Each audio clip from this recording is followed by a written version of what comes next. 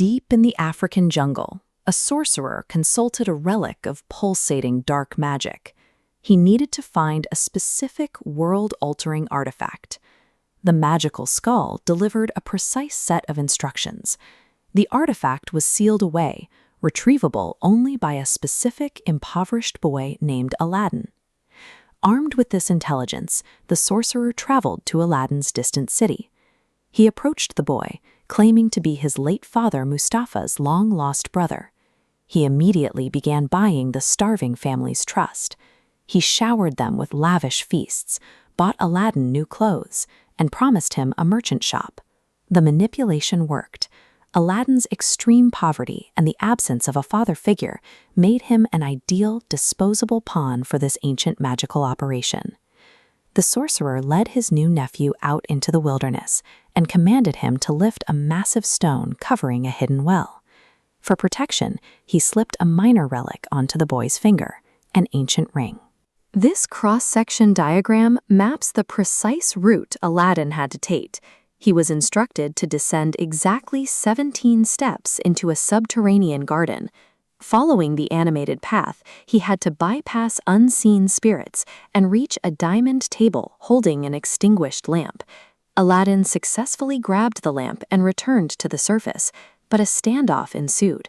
When the boy refused to hand over the prize before being pulled out, the enraged sorcerer sealed the heavy stone door, burying him alive.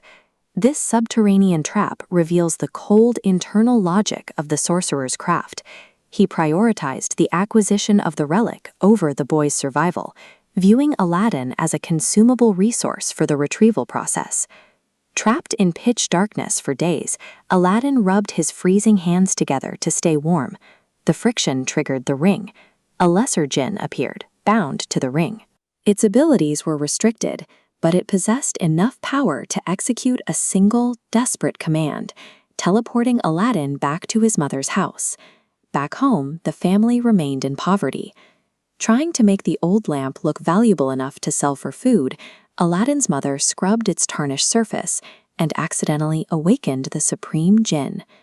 This flowchart illustrates the difference between the two relics. While the ring offered limited, defensive capabilities, the lamp held absolute power. It immediately manifested pure gold and lavish feasts out of thin air. As the years passed, Aladdin used this power to completely rebuild his life. He replaced his life on the streets with the estate of a wealthy, respected aristocrat. Commanding this supreme relic allowed Aladdin to invert his social destiny. He leveraged the jinn to dominate a social hierarchy that had previously excluded him. Now a man of status, Aladdin sought to marry Princess Husn Bano. However, the Sultan saw an opportunity to exploit this newly wealthy suitor. The Sultan issued an ultimatum. Aladdin could only marry the princess if he built a palace exceeding the royal family's own estate, and he had exactly 7 days to do it. Aladdin bypassed human labor limitations entirely. He commanded the supreme jinn to magically manifest a towering palace overnight. Aladdin leveraged the artifact to forcibly integrate himself into the upper echelons of society. He proved that magical wealth could overwhelm centuries of dynastic tradition. Word of a palace built in a single night reached the sorcerer. He deduced that Aladdin had survived the well and began plotting to steal the lamp. He arrived at the palace disguised as a merchant, offering to trade new lamps for old. A palace maid, unaware of the relic's value, traded away the dusty artifact. With a single command, the sorcerer had the jinn violently teleport the entire palace, along with the princess, away to the African wilderness. Facing execution from the Sultan, Aladdin used the ring's limited teleportation to track the missing palace back to the sorcerer's lair. Aladdin realized he couldn't out-magic the supreme lamp. Instead, he snuck into the palace and relied on a mortal tactic, assassinating the sorcerer with a cup of poisoned sherbet.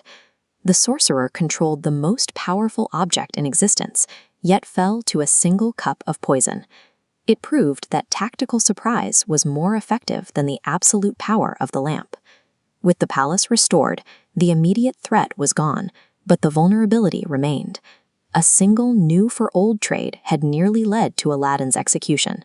He and his mother recognized that as long as they kept the lamp, They would be targets for every sorcerer in the world. Aladdin made a final choice. He threw the ring and the lamp into a roaring, fiery furnace, melting both ancient relics into molten metal.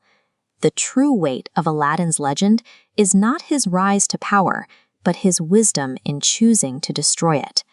By liquefying the artifacts, he removed the target from his family and set the jinns free.